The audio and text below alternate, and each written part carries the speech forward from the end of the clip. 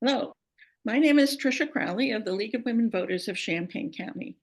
One of the major missions of the League is to provide information to voters to help them deciding who to vote in candidates for office. In this consolidated election of 2025, one of the most important races is for a seat on the Unit 4 School Board.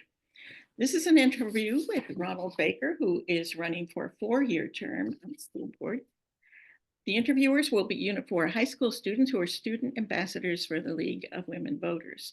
And so, Emma and Kitty, can you introduce yourselves? I'm Kitty Miller and I'm a junior at Central High School. Emma, you're muted. I'm Emma Constanti. I'm also a junior at Central. Okay. And the candidate will have a 2-minute opening, 1.5 minutes per question, and a 1-minute closing. And so, Mr. Baker, you want to start with your opening? Sure. Name is Ronald Baker. I am a public school advocate. I have three boys that have attended Unifor public schools. One of my sons is currently at Franklin Middle School. My older two boys are also at Champaign Central High School. Um, and the and I think my rationale for running for school board will kind of be reflected in some of my answers, but um, I I believe in the power of education, and I believe in what it has the potential to do to prepare our youth and stuff to be productive members of society, to introduce them into the workforce, and I believe that's where it's the foundation for what we should do as an education system. Okay. Why don't we start with the questions? What life experiences and skills do you have that would make you an effective member of the school board? Good question. So, my current job, and my job that I've been in for years now is I've been in healthcare for probably 20 years. I currently work at Carl Foundation Hospital, and through that, I deal with a wide population of individuals. So, anywhere from, I take care of babies, that are 5 months old, all the way to patients that are over 100. Um, Patients that have a lot of money and patients that don't, that are struggling to pay their bills. So I take care, people that speak, you know, s- um, speak English to persons that struggle that need interpreters. So I think through my experiences in healthcare, I deal with whom we serve in the community, and so I think that's one of the big areas, and I do that on a daily basis. But I deal with a wide population of people. I enjoy taking care of individuals, and through my job in healthcare, I think that is one of the big things that sets me up as a person who can see a bunch of different viewpoints on area or people throughout our community. What do you think are the three biggest problems at Unit 4 and what solutions would you offer? The three biggest problems. One is one of the big things that I see, and I think it's something that's been prevalent in public education for years, is our math and English literacy or literacy and math rates for all students, but specifically students of Black students or students of color. Though that is a big issue that I've seen for years, and one that I would really like to emphasize and focus on if I am elected to the school board.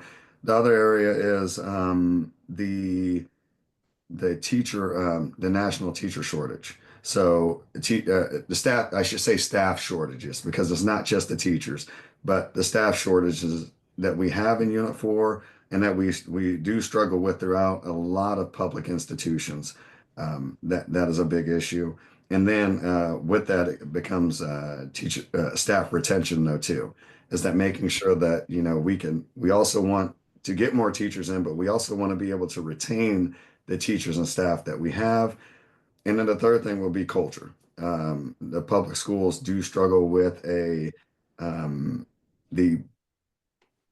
public image or culture of how we as community members speak about our public institutions. And I would like for that to be highlighted instead of always look down upon in some facets of our community.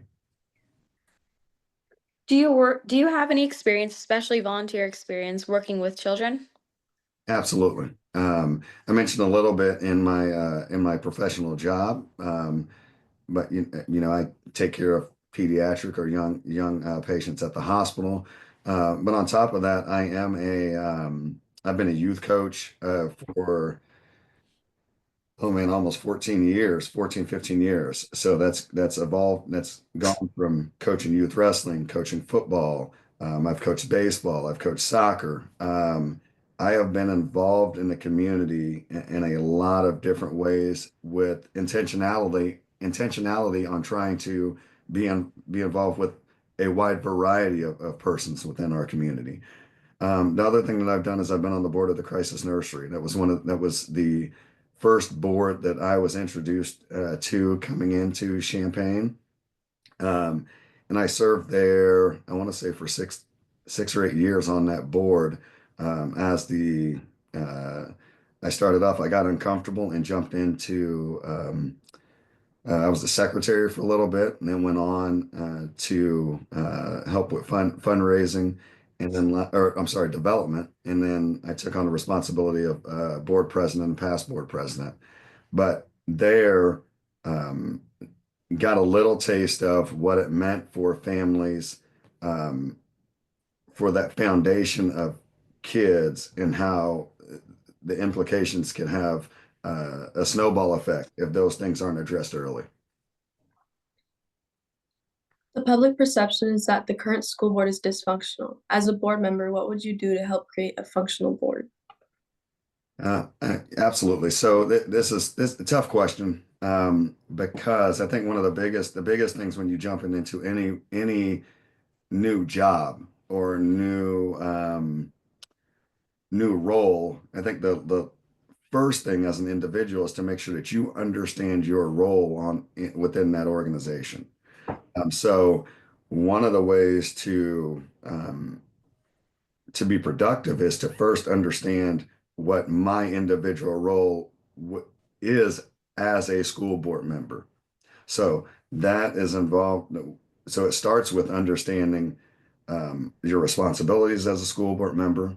And it then goes into what I like to call is a chain of command of who does this school, as a school board member, who are you in direct communication with? What other organizations are should you, what organizations do you interact with, and how do you interact with them? And it's also upholding your partnerships with other board members, so that you also are respecting their votes, the decision making process, stuff like that. So the best way to stay within to for positive effect as a board is to make sure that as an individual I understand my role as a school board member. Unit 4 administration had a large number of high-ranking staff leave. Why do you think that occurred? So I would need, so for that question, I need a little more information. Because without being on the board and without understanding I'm not sure what high ranking staff, what that would mean. And why I say that is we live in a transient community. I can give you numerous examples of what I would think were prominent staff members leaving the University of Illinois, or leaving Carl Foundation Hospital, or leaving, Carrie Busey Elementary School. Um, but without knowing some of the details on why individual persons left, um, I don't, I honestly, and without being a school board member and being in the room where some of these, you know, um, there's a little bit more information being shared. I don't know what exactly that question alludes to. Um, I will say that through my experiences in Champaign, though, um, I've seen a lot of persons that I thought were very happy in their job, and some of those individuals decide to leave, one because they got a better job opportunity somewhere. Another thing that happens quite often is that if you do very well at your job, other people start looking at you and start recruiting you. So sometimes if you're a principal um, say Kenwood Elementary School, if you're doing a good job there, one of the other effective things for a good leader is to help promote you onto other things if you have aspirations of doing some of those things. I've seen those things happen in Unit 4. So I'm not quite sure that question has some other implications behind it, but sometimes people leaving is not necessarily a a bad, and I don't know if that question is meant as a positive or negative, but sometimes people leave for a bunch of different uh, reasons.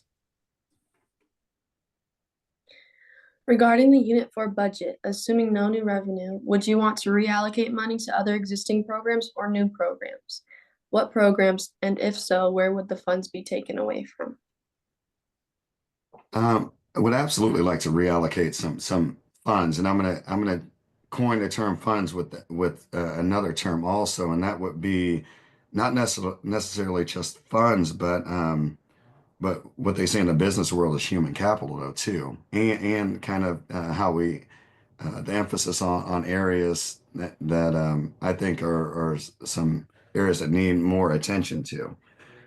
So when it comes to reallocating those resources, I guess would be a better word. Yes, I would like to reallocate some resources towards those things that I spoke to about in one of those other questions of early childhood literacy and math skills. And my rationale behind that is because um, there is a better return on it overall. If you have a window of trying to get kids to read at a certain grade point or grade level, and after that, a lot of research has said that you can pour a lot of resources into getting kids to read at sixth grade, but it doesn't have the same effect. So I would absolutely like to reallocate resources to children prior to probably to earlier years in their schooling. So that would be K through third grade.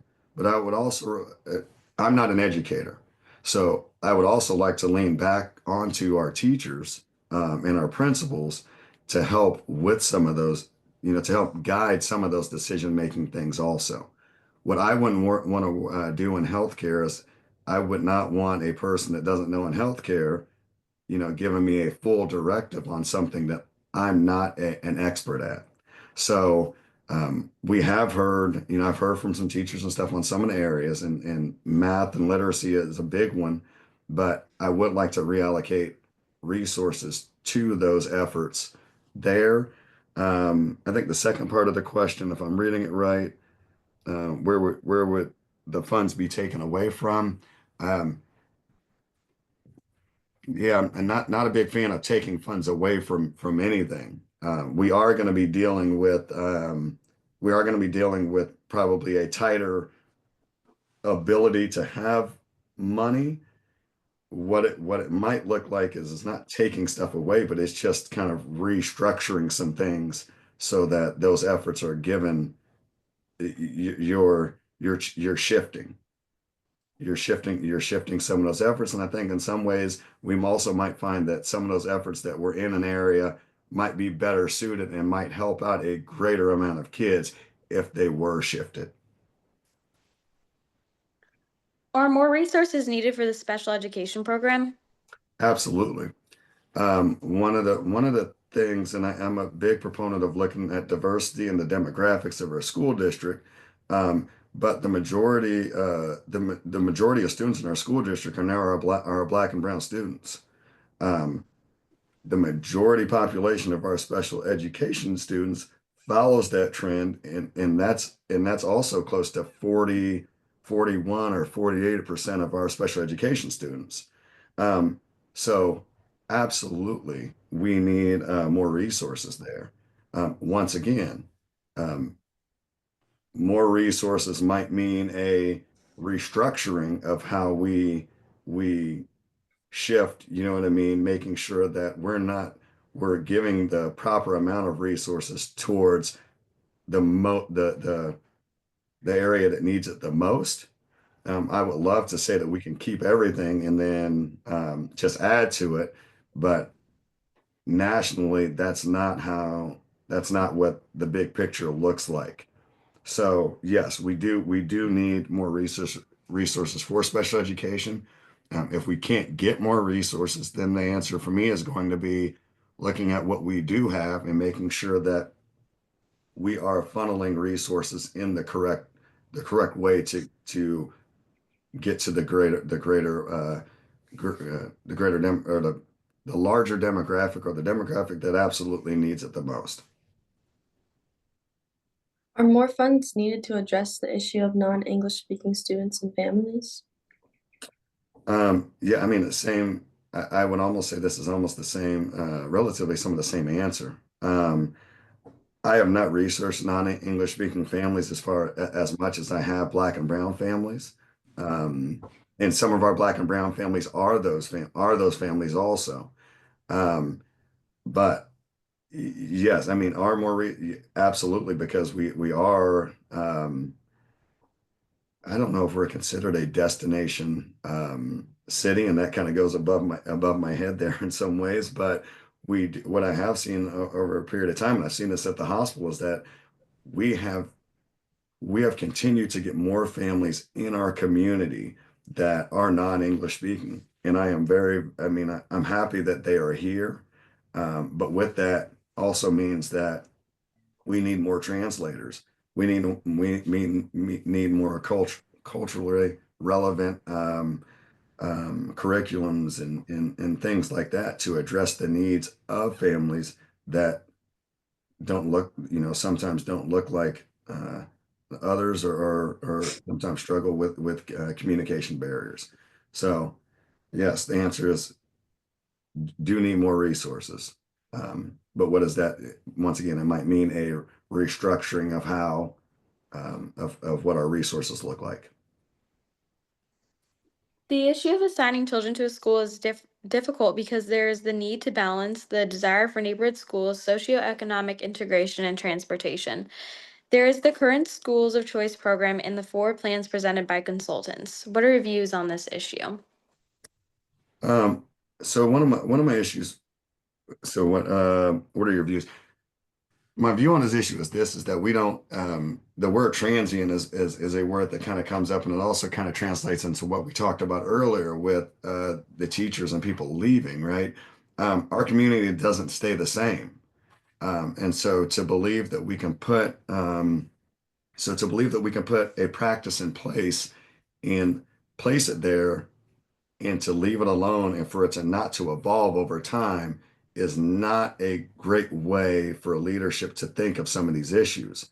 So it's not the school of choice program anymore. It's the school assignment process. That school assignment process does need to continue to evolve to meet the needs of our community.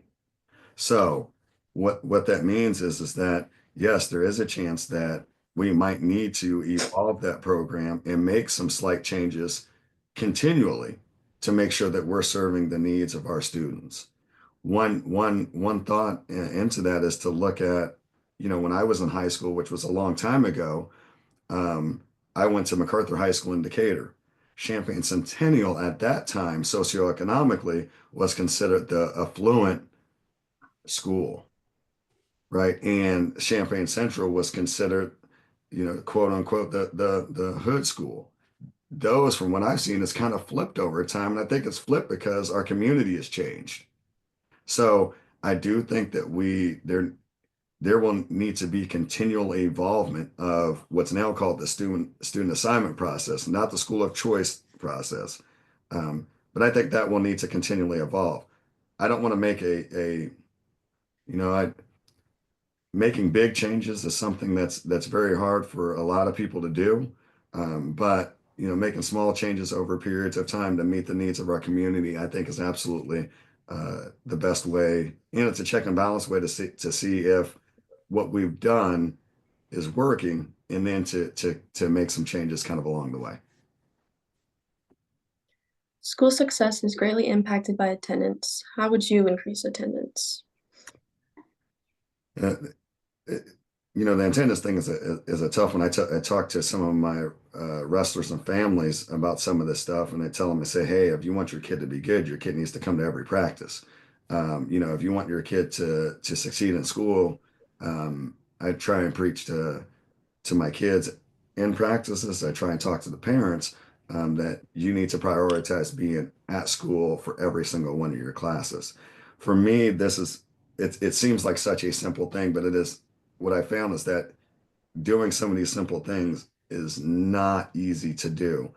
Um, how would I do this? I think it's with the culture piece. I think it's with creating a positive culture and stuff of our public schools, but it's also creating a positive culture of our families of prioritizing kids being at school consistently and making school a priority.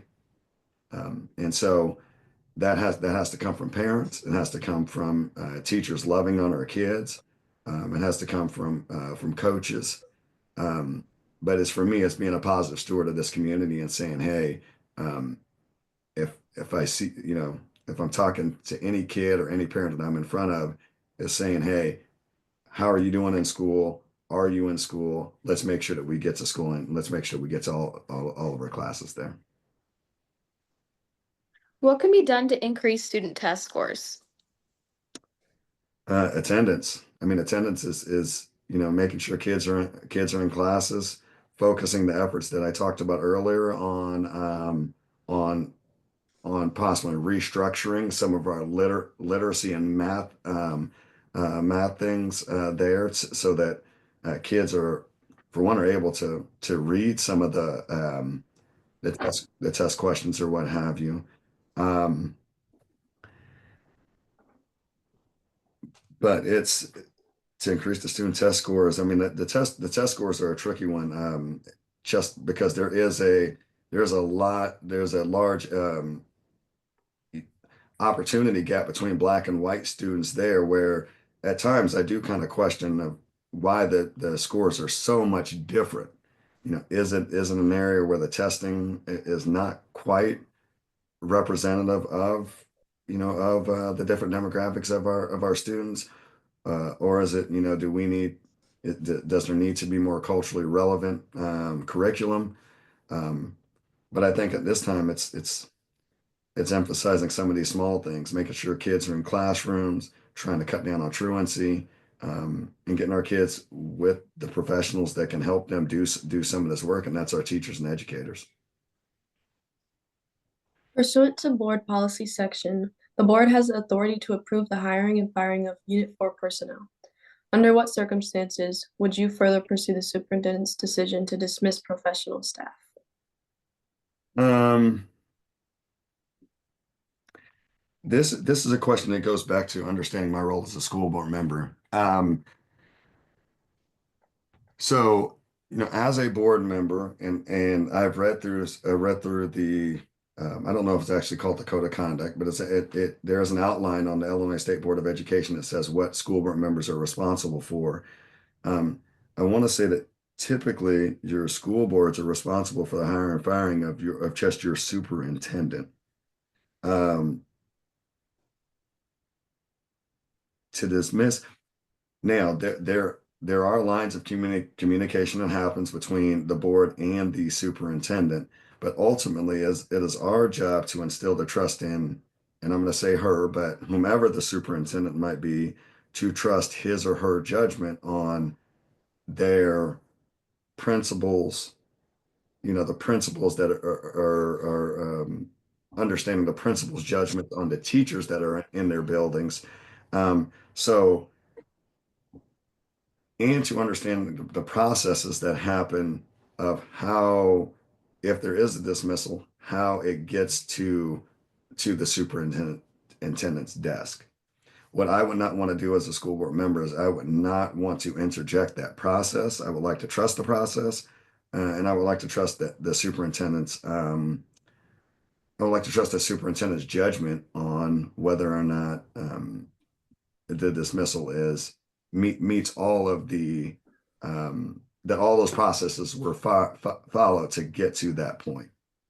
So I'm going to interject here. We have scheduled these interviews so closely together, we're running late. So why don't we go to the last question and then to 1 minute closing? I'm sorry to cut off all the questions, but we're just running out of time here. So. Under Unit 4's contract with Superintendent Boozer, the school board could terminate the contract 1 year early by acting May 31st, 2025. Would you vote to terminate the contract at that time, and why or why not? So this question, and I'm sorry for Emma and Kitty, I do apologize that you guys have to ask this question, to be honest, because this is a very adult related question. That would I, so for one, until I'm a board member sitting in to understand how the superintendent is evaluated, and to be able to allow him or her to do their job, this is not a very appropriate question that I believe to ask whether or not to terminate the contract. Um, we in most other realms, when you're looking at the CEO or a superintendent, this is not a question that would go outside of uh, a boardroom or what have you. So my direct answer is to this is, would you vote to terminate the contract at that time? Um, can't answer that question because I'm not in that situation. I'm not a board member. And until I can have all the information that board members would have, do I think that that's an appropriate question for either myself or any other candidate to answer? Okay, then we have a 1 minute closing statement. So please begin. No problem. I do appreciate the questions and thank you. Um, I have a strong passion for public education, and I absolutely would like for our public school systems to thrive in our community. Um, this is work that my family and I have been a part of for years. Um, we believe in diversity. Believe in diversity throughout the board of education, and the reason we do that is because we do have a very diverse group of students that our public education system serves. Without that diversity, I do believe that there's a lot of voices that get missed, and even with the most well-intentioned individuals, um, sometimes those efforts aren't placed in some of the most appropriate ways. So I do hope for the League of Women Voters. I do hope for their support. Um, and I do promise to take my role as a school board member very seriously and in a very professional manner. And I appreciate the time. Okay. And we know that running for elected office these days can be difficult, and there is probably no more difficult office than the school board. So we appreciate the citizens of Champaign that are volunteering to do that job. So thank you, Mr. Baker. And Absolutely. thank you